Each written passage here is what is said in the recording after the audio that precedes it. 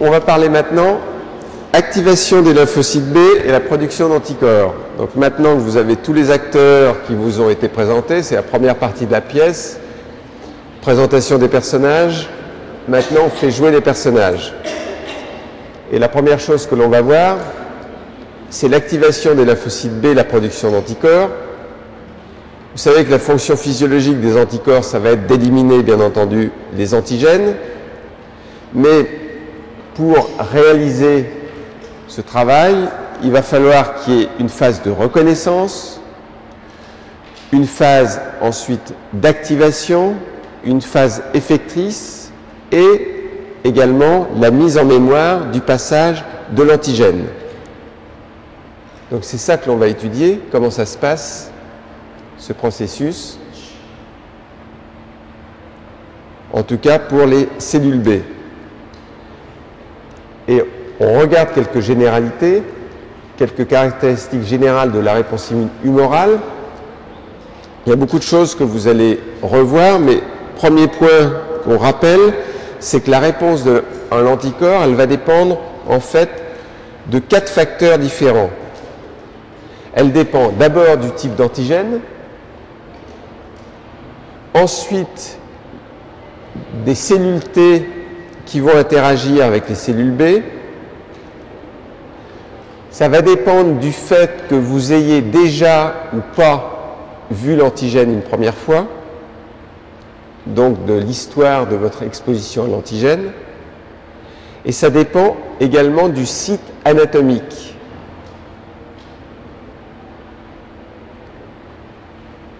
Donc ça, 4 facteurs pour la réponse. Première chose, c'est que, et ça vous le savez, on l'a déjà fait, la réponse anticorps à des antigènes protéiques, ça requiert une coopération entre les lymphocytes B et les lymphocytes T auxiliaires. Tout simplement parce que ces antigènes sont des antigènes T dépendants. Et vous vous souvenez qu'on avait vu qu'il y avait quelques antigènes non protéiques, des polysaccharides, des lipides, qui n'avaient pas besoin des lymphocytes T auxiliaires, tout simplement parce qu'ils avaient des motifs répétitifs. Autre généralité, la réponse T dépendante, elle est spécialisée, c'est-à-dire qu'en fonction, je vous ai dit, du type d'antigène, vous ferez une réponse B qui aboutira à la production d'IgG, d'IgE ou d'IgA. Et ce qu'il faut retenir, c'est que pour faire, maintenant vous le savez, vous vous en doutez, mais ça va mieux en le disant, pour faire tout de même ce changement, cette commutation d'isotype, vous avez besoin des cellules T auxiliaires. C'est ces cellules T auxiliaires, et vous avez bien compris maintenant qu'en fonction des TH1, TH2, c'est elles qui vont décider de quel type d'immunoglobuline la cellule B va produire. Si c'est une bactérie, vous aurez plutôt tendance à produire par exemple des IgM, puis ensuite des IgG. Pour un virus, ça sera plutôt des IgG qui vont être produits. Pour un parasite, plutôt des IgE. Et toujours dans les généralités, je viens de vous dire, bon, ça dépend du type d'antigène, ça dépend des cellules T, ça dépend aussi de la localisation, en fait, du site de production. Par exemple, les tissus lymphoïdes associés aux muqueuses, vous savez ce qu'on appelle MALT, pour Mucosa Associated Lymphoid Tissue. Ça, c'est la muqueuse gastro-intestinale, je vous le rappelle, c'est l'appendice, c'est les amygdales. Ça produit plutôt majoritairement des IgA. Donc ça montre bien que le site de production de l'anticorps est aussi important. Donc les IgA plutôt produits dans les systèmes, dans les muqueuses ou les systèmes immunitaires muqueux, MALT. Mucosa Associated Lymphoid Tissue. Toujours dans les généralités, vos lymphocytes T auxiliaires, non seulement ça vous permet de choisir l'isotype d'immunoglobuline que vous allez produire, mais c'est elles qui vont aussi vous permettre de faire des anticorps de forte affinité. La réponse contre T indépendante, elle produit, elle, que des anticorps de faible affinité ou d'affinité moyenne. Il n'y a que lorsque vous avez des lymphocytes T auxiliaires que vous êtes capable de faire des anticorps de forte affinité. Aussi, il va falloir toujours, grâce au T auxiliaire, c'est-à-dire c'est vraiment, vous êtes totalement dépendant de ces T auxiliaires, c'est ça qui vous permettra de faire les lymphocytes T mémoire. Donc un message important, les lymphocytes T mémoire, ça dépend également des lymphocytes T auxiliaires.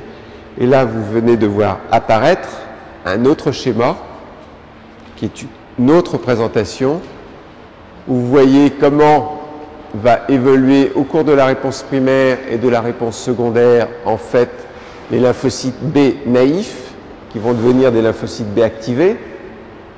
Le B naïf, qu'est-ce qu'il a? Le lymphocyte B nature naïf, qu'est-ce qu'il a à sa surface? Comme des quoi? Il a IgM, IgD, hein, pour vous repériez. Donc là, on en est là.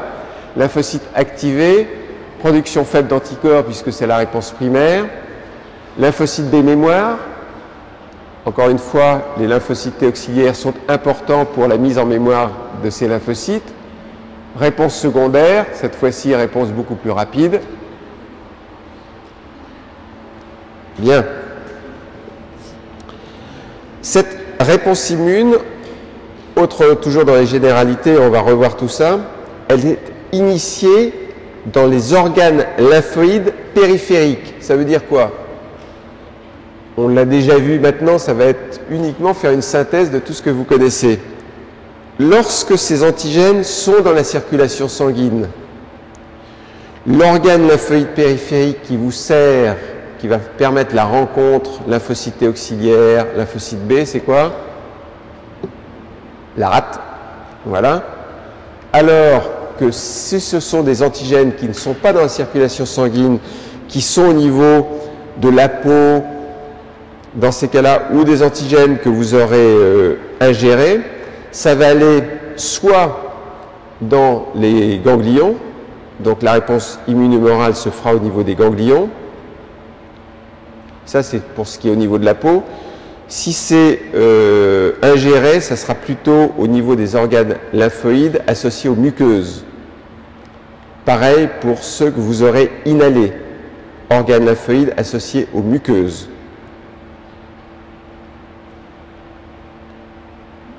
Alors,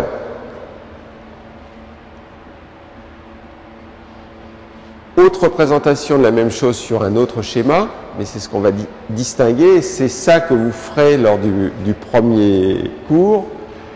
Il va falloir que l'on regarde ce qui se passe très précisément dans le lymphocyte. Qu'est-ce qui fait vous êtes resté quasiment au niveau du lymphocyte B mature au repos. Qu'est-ce qui va se passer pour que, après cette phase de reconnaissance,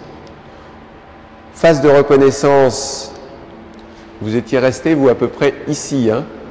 Dire tout ça, vous le connaissez, vous l'avez appris, d'accord?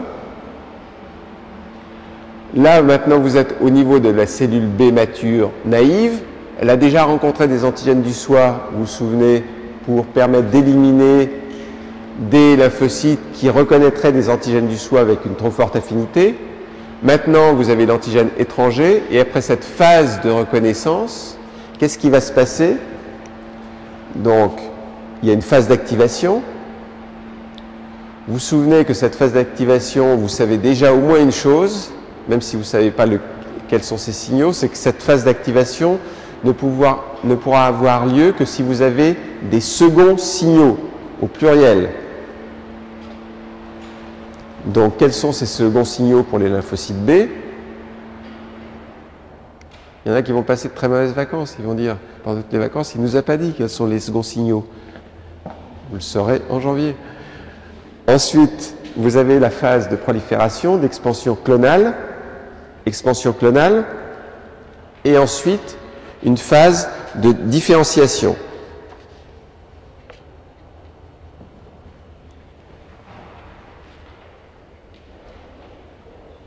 Voilà. Là, maintenant, on va les voir quasiment une par une. Et la première que l'on voit, c'est qu'il va d'abord falloir que vous activiez votre lymphocyte B, le réveil par l'antigène et la présentation par l'antigène. Je vous dis, c'est une synthèse de beaucoup de choses que vous connaissez déjà. Pour ça que si vous commenciez à être inquiet en disant « j'ai pas tout compris », il ne faut pas vous inquiéter parce que vous allez commencer à revoir un certain nombre de choses que, en fait, vous connaissez. Et là, ce que vous connaissez déjà, c'est ça. Et je vous l'ai déjà montré, c'est que vous avez ce double rôle du lymphocyte B. J'ai introduit cette notion doucement. Le double rôle, c'est de servir par son immunoglobine de surface à reconnaître en fait un épitope B qui est ici en rouge. Donc ça, c'est la reconnaissance.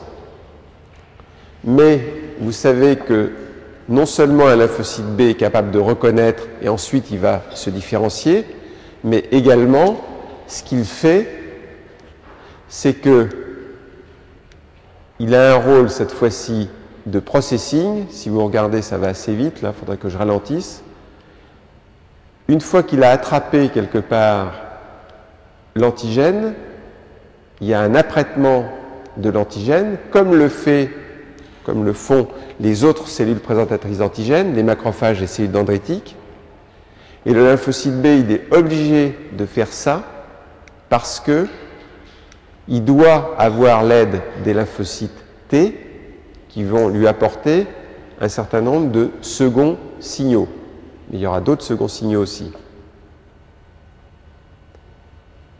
Et il doit bien avoir ce double rôle parce qu'ensuite, c'est le lymphocyte T auxiliaire qui va aider le lymphocyte B à produire des anticorps, et il ne va pas aider n'importe quel lymphocyte B. Le lymphocyte T, il va par exemple interagir, ça on va le voir, il va aussi produire des cytokines, mais les cytokines vont aller activer très précisément le lymphocyte B qui, lui, avait reconnu l'épitope B.